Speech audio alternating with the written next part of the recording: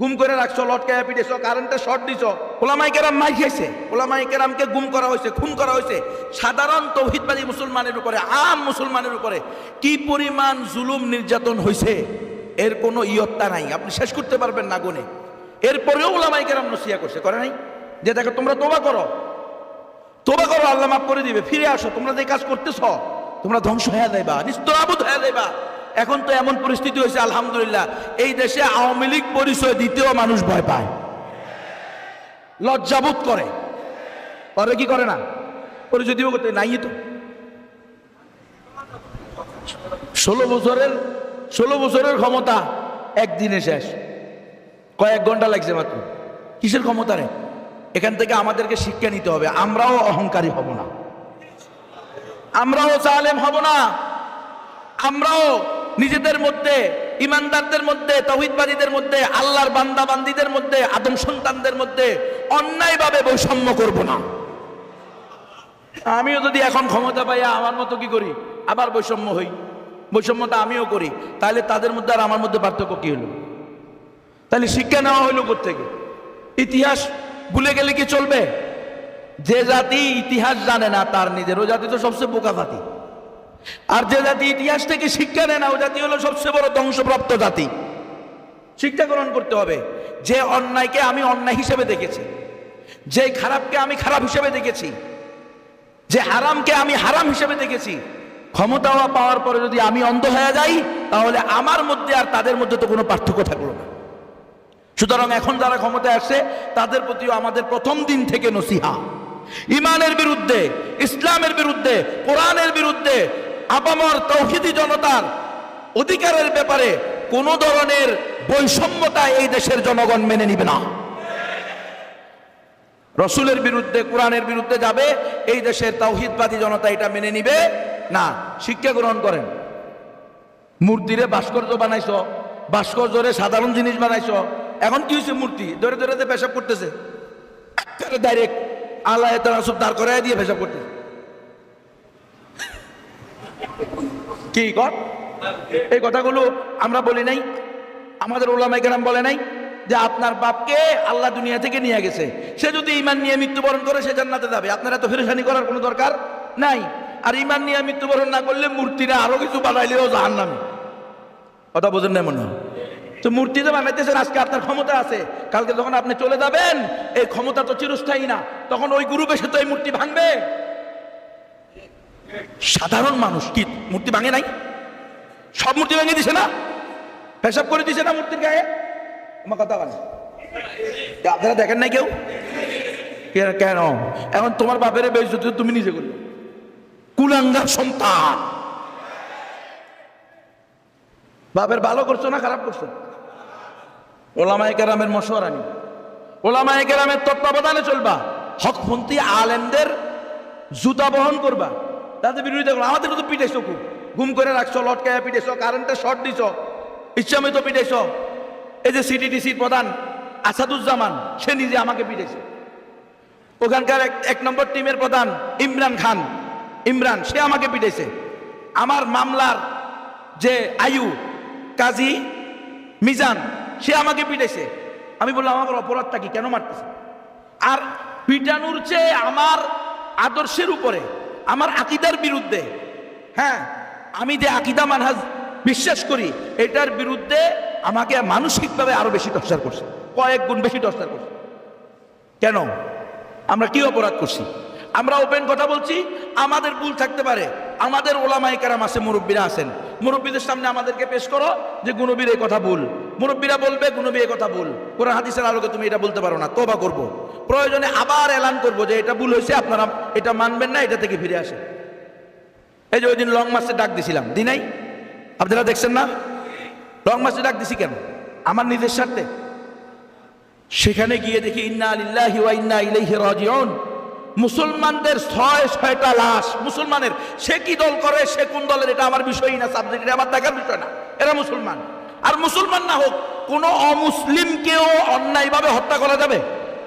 তো অন্যায়ভাবে তুমি আদম সন্তান, সৃষ্টির সেরা মাখলুক, সৃষ্টির সেরা জীব আদম সন্তান, ঠিক কিনা?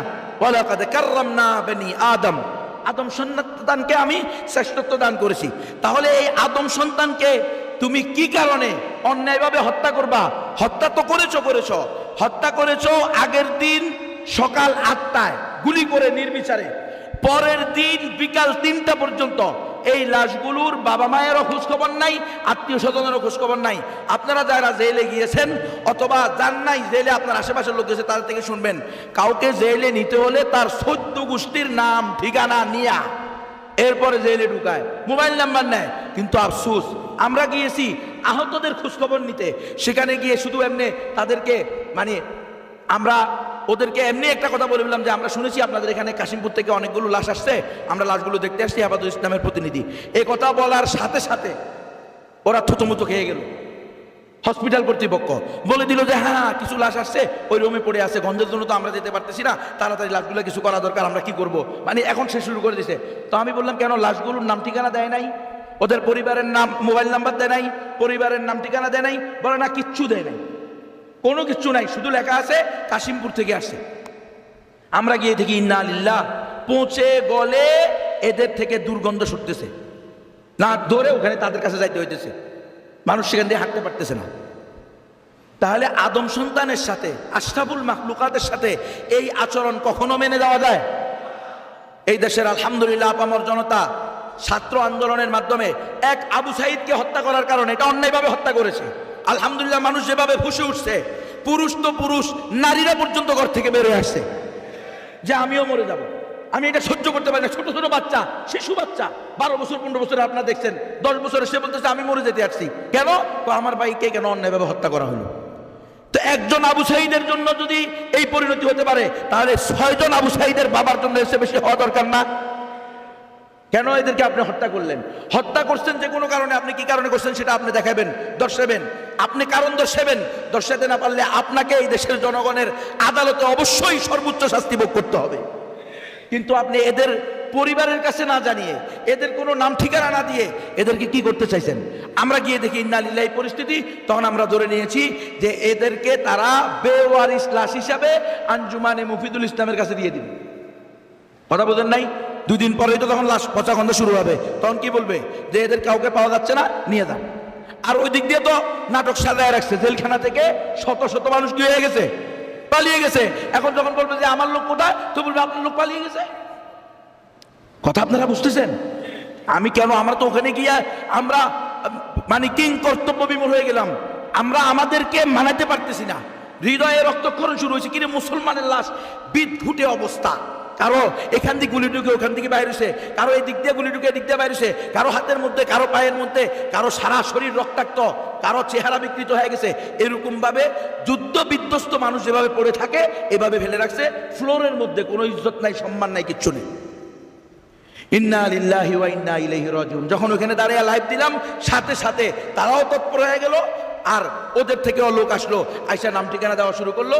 এখন পরিবারকে ফোন দিয়ে বললো আপনার আত্মীয়, আপনার ছেলে মারা গেছে, লাশ অমুক জায়গায় নিয়ে যান, পরিচয় দেয় না। তাহলে এই 6-6টা লাশকে তারা এভাবে কি করতো?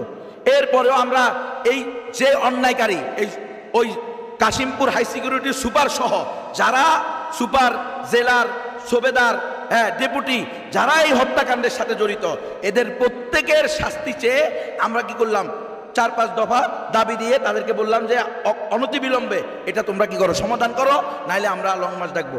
আমাদের ওলামায়ে কেরাম, মুরব্বিয়ানে কেরাম আমাকে ডাক দিলেন, আমাদেরকে ফোন দিলেন, আমাদেরকে বললেন, খবর দিলেন যে তোমরা এখানে আসো, কি সমস্যা। হেফাজত ইসলামের সকল মুরব্বীরা প্রায় ঢাকার মধ্যে যারা ছিলেন সকলেই সেখানে আমাদেরকে ডাক দিলেন, আমাকে ডাকলেন, আমি সহ আমাদের 4-5 জন আমরা যারা ছিলাম সেখানে আমরা গিয়েছি। যাওয়ার পর ওনারা বললেন এই কারণে, এই সমস্যার কারণে এই মুহূর্তে এটা এই হবে, আর তোমাদের চাহিদা যেটা সেটা তারা অলরেডি আমাদের সাথে যোগাযোগ করছে, যারা রাষ্ট্রের এখন দায়িত্বশীল আছে আর্মিদের মধ্যে, তারা বলছে আপনাদের প্রত্যেকটা দাবি পরিপূর্ণভাবে মানার চেষ্টা করা হবে, আপনারা এখন আপাতত এটা কি করেন, বন্ধ করেন। তো আমাদের মুরব্বীরা বললেন যে আমরা তোমাকে হুকুম দিচ্ছি, তুমি এটা কি করে দাও, বন্ধ করে দাও। তো আমিও মেনে নিয়েছি, আমরাও মুরব্বীদেরকে মানি, আমরা মুরব্বীদেরকে মানি না এমন নয়।